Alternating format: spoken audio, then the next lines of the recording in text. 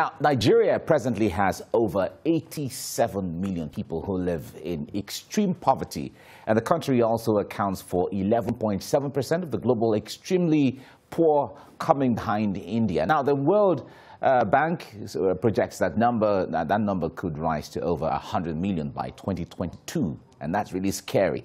But President Muhammadu Buhari's administration has now restated its commitment to lifting 100 million Nigerians out of poverty in 10 years. So by 2030, we should see that.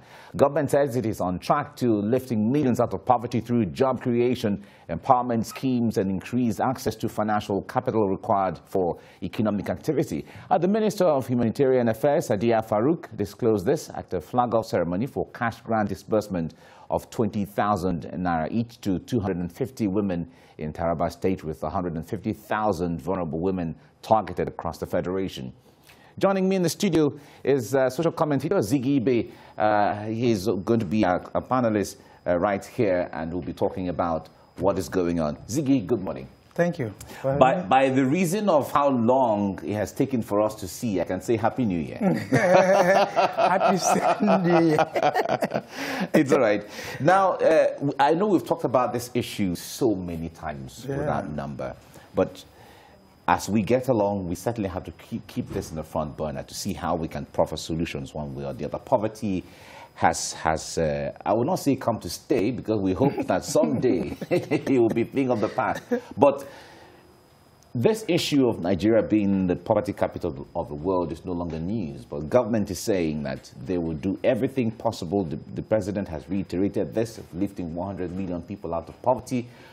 It is possible because we've seen China do it, we've seen Vietnam do it, so Nigeria can also do it. But are we on track? What are you seeing? It's very possible if only certain goals are met and enough effort towards getting those goals met.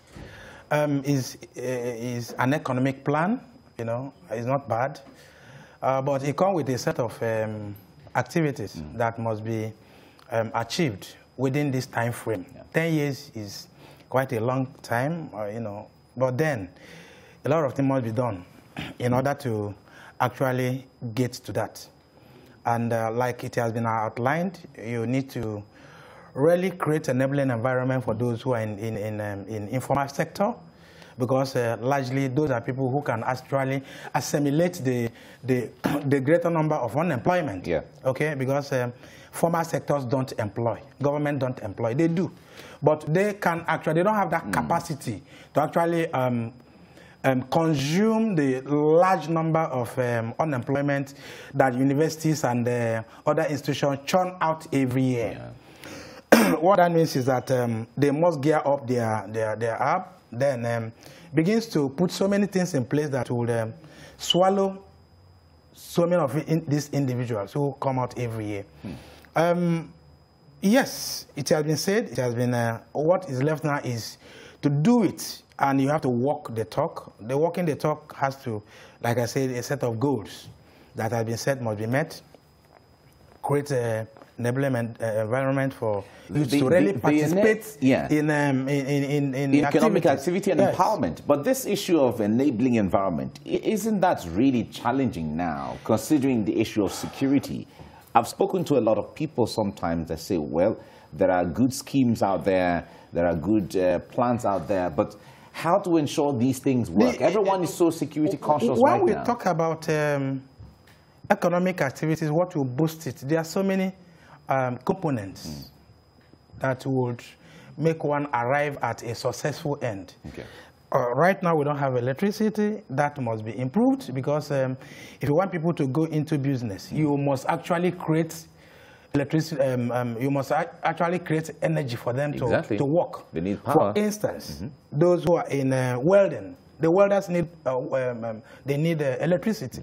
Okay, then those in business activities, people who buy and sell, they need electricity too, because if you allow them to use their money to buy fuel or to source a way of trying to generate their source of light, you are eventually taking the money, you know, because the chunk of money goes into would have been a profit or gains to what they do. So it comes with a lot of challenges. Yes, it's not going to be easy. more so we're having the situation we're having now, security, the pandemic and all that. But all these are challenges that must be fused into the goal. Because when you are setting up a goal or when you are projecting, you definitely will know that there are challenges that will come on the way. Of course. Okay? So these are things you work towards. Getting them diminished and try to rise up the challenge, All right. the work. Another area that some analysts are saying that government may or may not be putting too much emphasis is when you look at Nigeria, the comparative advantage that we have. In fact, I remember that our national flag, the green, white, green, the green part of our national flag is strictly because of our agricultural background and the prowess that we have to deploy, which sets, which makes it, or make Nigeria, that's when Nigeria has a comparative advantage over other countries. But the point there is that, are we really taking advantage of that?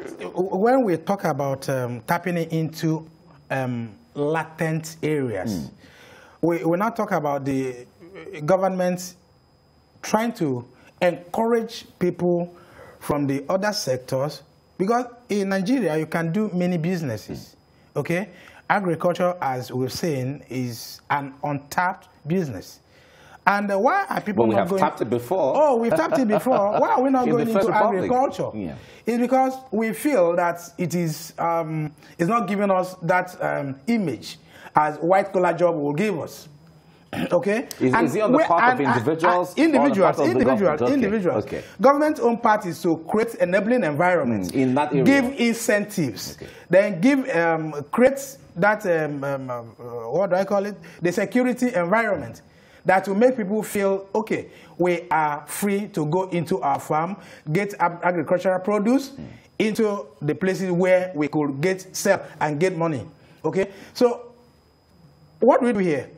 When government creates all these enabling environments, people can now say, okay, we can leave urban areas, go to where agriculture is, where farm are being tilled. Then you see the movement. So it is all about individual giving that assurance that, look, like the situation we're facing now, if you go to your farm, nothing happens to you. If you go to get some agricultural products into the market, certainly you have market for them. Remember, recently, when the borders were closed, some farmers were happy. In fact, all the farmers were happy. Why were they happy? Because enabling environment have been created for them, for their produce to be sold. There was high demand. There was high demand for their products. Unfortunately, they couldn't meet the demand. You see that? So these are enabling environment we are talking about. And so many people at that point went into agriculture. Okay? So when so many of these avenues are created, individuals certainly would want to tap into different areas that they feel we can make more money. Yeah, but we've perfected this before, where the days we used to hear of the cocoa plantation, the palm and all the granite pyramids and all, we've perfected it before. The point is, having that back now and even surpassing that, I wonder what challenge you see. Why can't we just get back into what we used to? We can make more impact. We can make inroad into those places. Okay. It's not a rocket science. What you do as a government is to create that interest in the people, okay? And when interests are created, then the people have no choice. But because how do I go into another business? It is, they believe that when I go into there, I'll make more money than the present one I do. These are incentives. Then creating security, the environment that, look, if I go into my farm, if I do anything I do, I come out unhurt, nobody challenges me, okay? And another thing is creating market for my produce. Do you get? If you have market for your produce, you go headlong to make sure you get more. When there's high demand for a particular agricultural produce, people go into that and get more and in fact, with technology these days, there is a value chain along every production that is very good. So many agricultural produce now has As you don't even throw anything away. Exactly. Most of the stages of the products, you find out that they are all very useful in a particular segment. Okay, and as we speak, technology has come to even help out.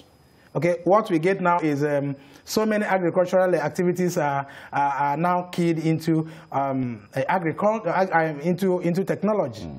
So what that means is that it is made easier, tilling the ground, seedling, growing crops, and all that. There are even improved seeds now. Oh, yeah. So many kind of so products. There are so many things individuals can do as we speak. Another issue there is the huge emphasis on the federal government. When it comes to agriculture, it's a concurrent issue where states and even local governments can get involved. Do you think we put too much emphasis on the federal government and federal government can't handle everything? No, it's because the states said, what are they doing? Most of the hope individuals have are in the federal government. Okay. What that means is that creating that ground, soft ground for them. For instance, creating ground for them to have a soft loan. Okay? There are so many, as we speak, the catch given to farmers, yes, cash, trader money and all that. All these are soft loans to enable them grow their business. This they could do that to make individuals have that interest. Another thing is then asking the banks or, giving out loans to those who are willing to go into business. Because without money, you hardly can do nothing when it comes to entrepreneurship.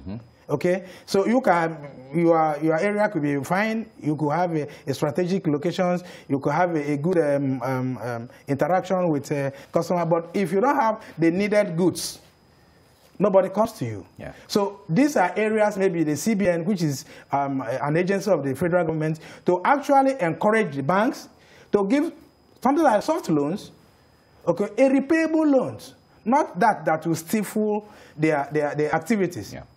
When that is done, many people will be more encouraged to go into business and look away from the white collar jobs. Okay, because when informal are given that interest, when they are given that opportunity to really thrive, the formal sectors might not have the choke they're having now.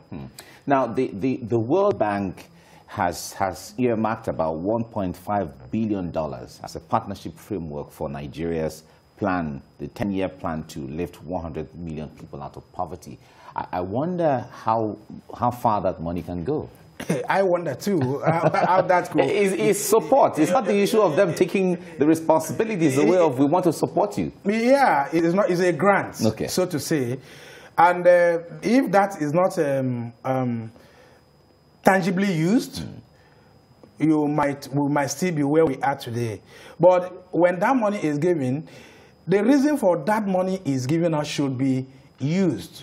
Individuals who are ready to go into business. We are not talking about portfolio business here. We're talking about real people who are ready to go into business. Real investment. Real investment. Real investors. People who are ready to go into business, take that money. And I'm not talking about giving the money to just one person. I'm talking about a spread. That money must have a spread across individuals who are ready to go into entrepreneur, who would actually go into getting that money, invest it in a place it's supposed to be, then get the gains. Okay?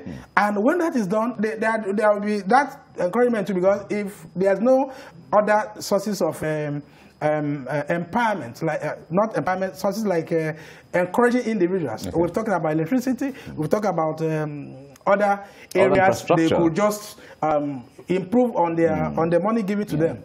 It might go down the drain. Like the supporting infrastructure and all of that. Now, another issue that analysts were looking at is the issue of the gains that we were trying to get as a people. COVID-19 seemed to have come to slash everything away. Yes, what impact do you think? Exactly. It has drained our gain. The gains we made before.